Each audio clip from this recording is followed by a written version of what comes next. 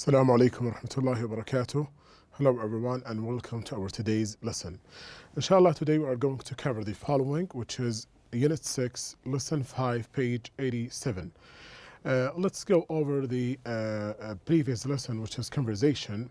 If you still remember, guys, we discussed the conversation last time, which is actually a dialogue between Abdullah and Muhammad. And of course, this dialogue actually was about Abdullah when he asked Muhammad about something, which is actually the losing of his watch.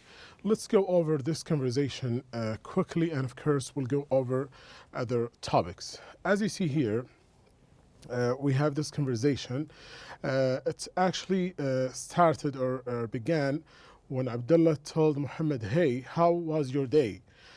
Then he told him in an angry way, "Leave me alone."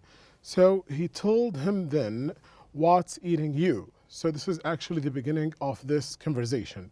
When he told him, "I'm just really aggravated. I lost the watch that my parents got me for my graduation." So he is so angry because he lost the watch that his parents got him for his graduation. So this is actually what makes Abdullah angry. And of course, he told him, where you put your watch, or where you think you put your watch. He told him that actually he left the watch when he actually was in the office near to the medical cabinet. So this is actually where the place the watch is. Of course, we'll go over this part, which is actually very important. As you see here, this is a real talk. As you see here, we have very important words and expressions. We discussed some of them yesterday. Let us begin with the first one, which is eating. Okay, we told that whenever you see this word, which is actually eating, you think that it's actually the verb eat, okay, while it's not. So here is the meaning, which is actually bothering. So you can use this word or this expression when you're actually describing something. For example, this actually situation is eating me because of different problems or reasons. And of course, here we have down in the dumps, which is actually feeling sad and disappointed. So this is one of the expressions that we have discussed in the conversation, which is down in the dumps, feeling sad and disappointed. You can use this as an example. My brother was, for example, down in the dumps because of something. So you can use this expression to describe your brother's feelings. Hit the roof. So this actually a very important expression. We use this in the conversation when we actually, or when Abdullah actually, or Muhammad described his parents, if they know that he lost his watch. Okay, he told us that actually they will hit the roof, okay, if they actually discovered that he lost his watch. And of course, here we have bent out of shape, which is actually upset, agitated. Of course, we discussed this in the conversation. And of course, here we have vanished into thin air, which has actually disappeared without a trace. So these are actually the expressions that we discussed in the conversation. In this part, guys, we discussed something which is actually expressing regret and, of course, expressing understanding. So expressing regret and expressing understanding. Let's go over these tools, or these actually ways that we are used to actually express regret. Of course, we'll start with the first one, which is I regret, okay? And of course, you can use the negative way, which is not. And then we have I regret plus a verb in the ing. And of course, you will, or we can use, for example, this one, which is I will, or I would never do that again. I wish I hadn't. And of course, I'm really annoyed that. I'm sorry I ever. If only I, looking back, I would have. And of course, here we have this part, which is actually expressing understanding as the following: how awful. And of course, I know how that feels. I'm sorry that happened. That's too bad, and what a shame. So this is actually a revision of our previous lesson. And of course, now we have the lesson for today, which is listening.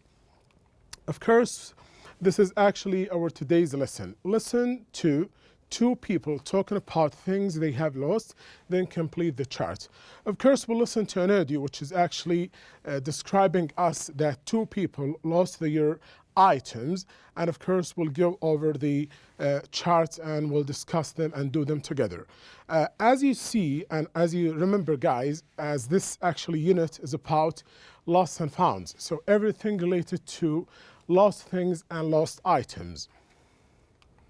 Of course, for now, or in this lesson, inshallah, we are going to listen to the audio for 3 times.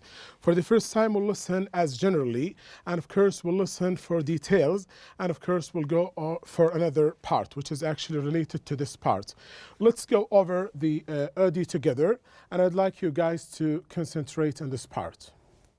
Page 87. 5. Listening. Listen to two people talking about things they have lost. Then complete the chart. David. The most important thing I have ever lost was my 6-month-old parrot, Max. Max is always getting into trouble. He loves pecking at my hat and my cell phone when it rings. He's also notorious for snatching fruit or a sandwich that someone might be holding. So we built a wire enclosure over and around our backyard to keep him in. One day, Max somehow managed to get out. By the time I came outside to check on him, he was gone. I spent an hour looking for him around the neighborhood, but couldn't find him. When I got home, I had an idea. I asked my neighbor to keep calling my cell phone, and I let it ring every time. Within minutes, Max flew into the yard. I never want to lose Max again. So, after talking to my veterinarian, we had a small computer chip attached to Max. Now, if he ever flies away or gets lost, I know I'll be able to find him again. Okay, guys, we listened to this audio, as I told you, for the first time, and of course we'll have a general idea or a main idea about this audio.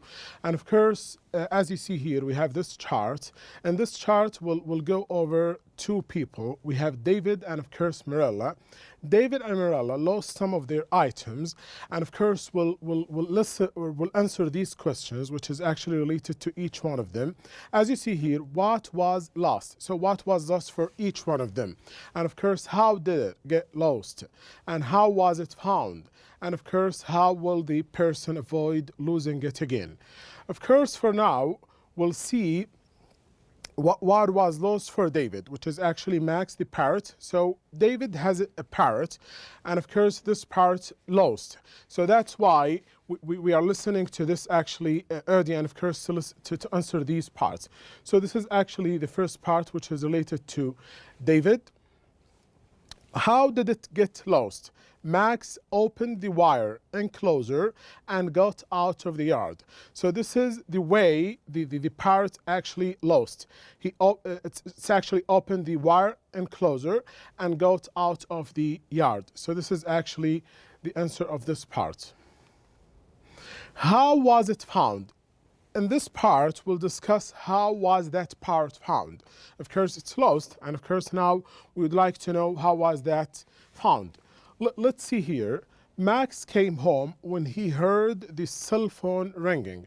So as you see here, it seems that this parrot is clever because it's actually heard the cell phone ringing, and of course it's actually went to home because he heard the cell phone ringing.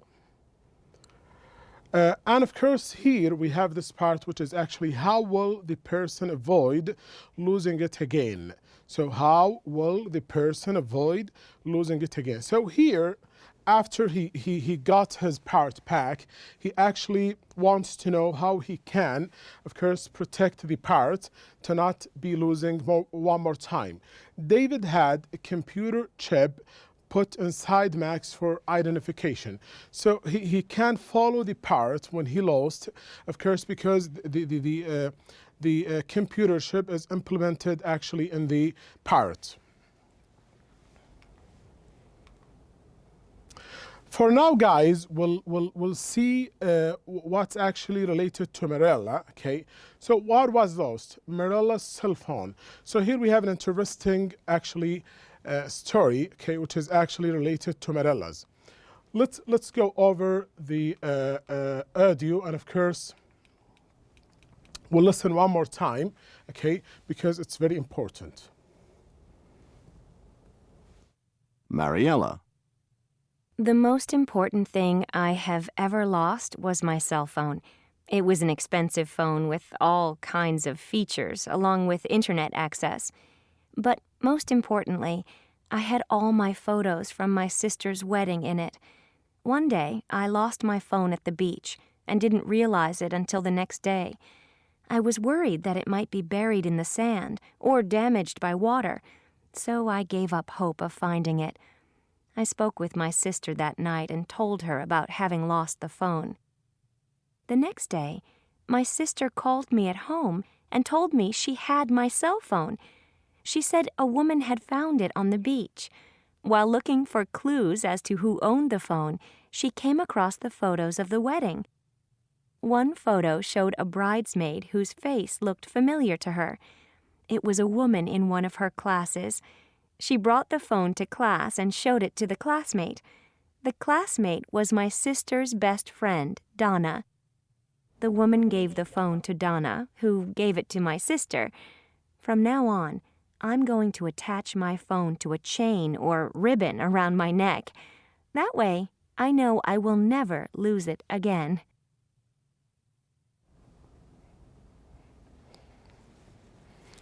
Okay, guys, after we listen to this audio, which is actually related to Marilla, we can say that Marilla lost her cell phone when they were on a trip on the beach, and of course she thought that the cell phone is actually paired on the sand, and of course she wants to find and find her cell phone. That's why she talked to her sister.